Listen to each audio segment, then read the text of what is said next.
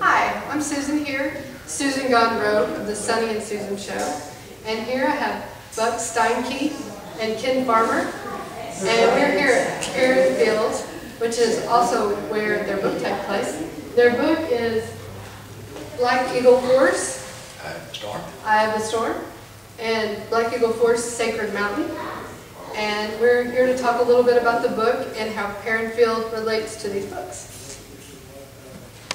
What we try to do when Buck and I write is we don't tell the story to the reader.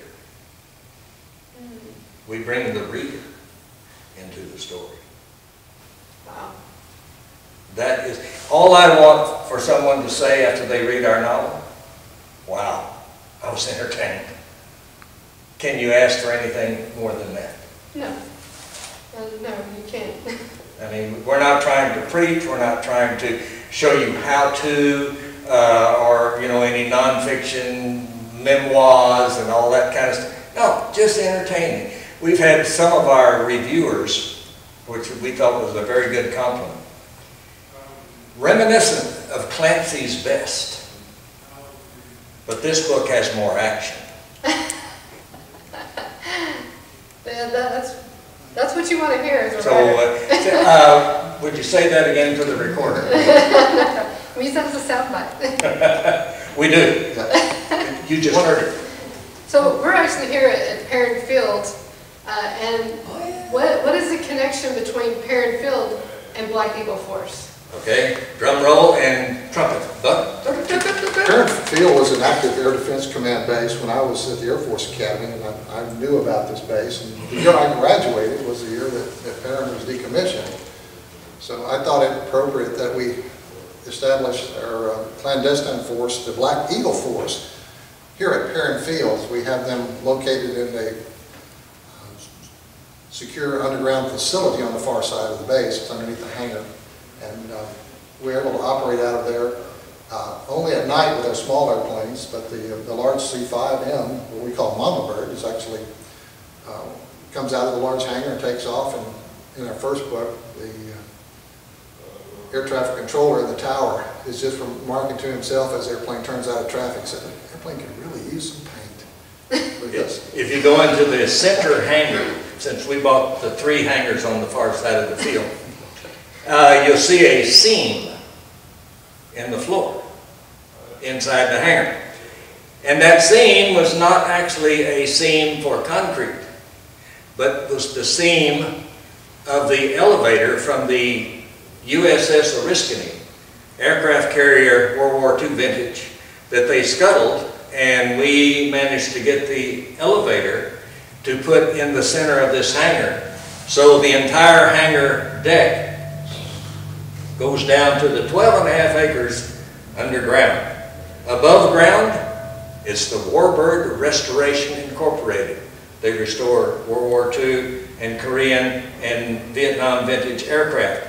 Below, the Black Eagle Force.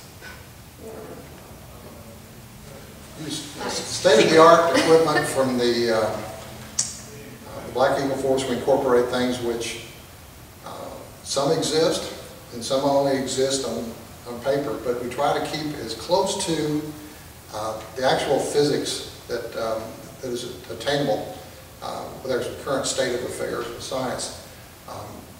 So we have some weapons which exceed the capability of any of those on active duty services right now, and yet we actually incorporate some of those things like the PASM missiles and Hellfire missiles, Stinger missiles, on our very small aircraft, which is the M600A made by Moeller Industries. It's a sky car.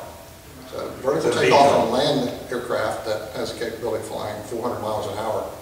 We just weaponized a 6-passenger airplane and made it a 4-passenger airplane. And interesting, been watch a lot of the military channel. Okay. They're talking about the new electromagnetic railgun that they're developing for the Navy. And this last weekend I saw a electromagnetic coil gun they're developing for the Army and APUs, Armored Personnel Carriers.